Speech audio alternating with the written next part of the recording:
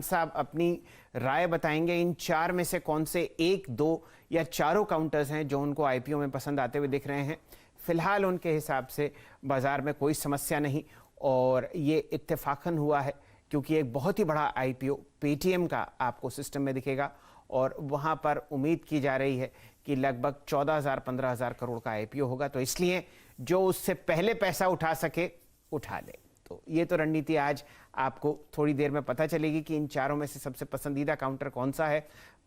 यहाँ पर दीवान साहब का कुल मिला के लगभग 4,000 करोड़ रुपए ये चारों आईपीओज आपको उठाते हुए दिखेंगे बाजार से।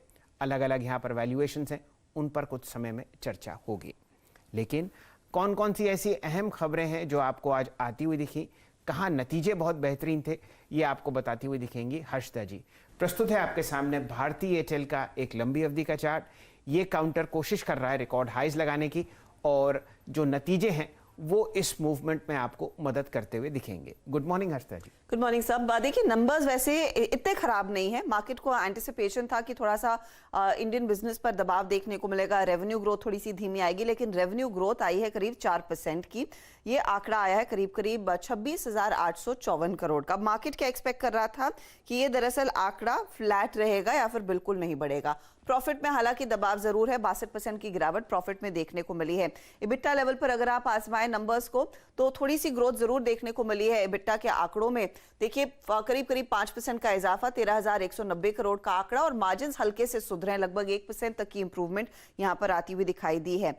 ट्रैफिक सिर्फ 0.5% ही बढ़ा है, लेकिन हर टेलीकॉम कंपनियों में आप मैप करते हैं एवरेज रेवेन्यू पर यूजर, और उस आंकड़े पर अगर आप ध्यान दें तो यहां पर भी 0.5% तक की ही वृद्धि देखने को मिली है।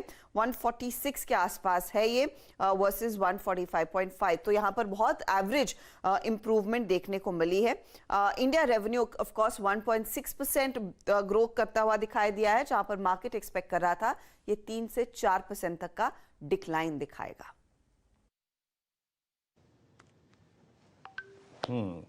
तो पैट टॉप लाइन और आरपूस के इन आंकड़ों पे हाउस व्यूज क्या हैं, आइए यतिन से समझते हैं। Yatin good morning.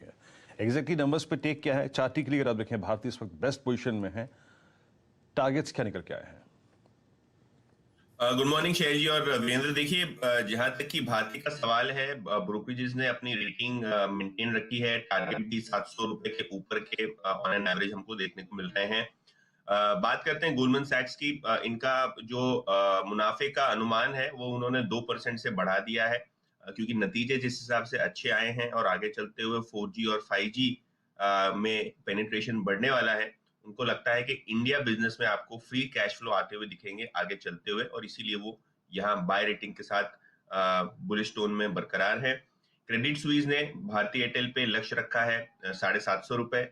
इनका कहना यह है कि कंपटीशन को देखना होगा, क्योंकि जियो अग्रेसिवली अफोर्डेबल 5G फोन की बातें कर रहा है।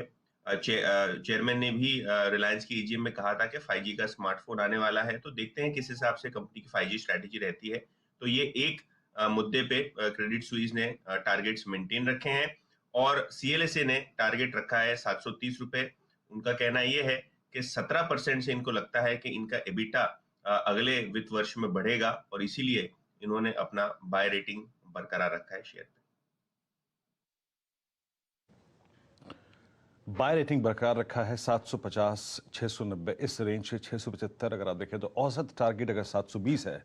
और क्योंकि फंडामेंटल चर्चा काफी हुई स्टॉक पे, टेक्निकल नजरिए लेते हैं। मानस, आप समझ लीजिए कि CY21 कैलेंडर वर्ष 2021 की स्लोपिंग डाउनवर्ड ट्रैजेक्टरी को ये काटने की कोशिश करता हुआ अभी भी अगर आप देखें मौका, अगर आप देखें चार्ट दे रहा है, आप कैसे अप्रोच करेंगे इस स्टॉक को?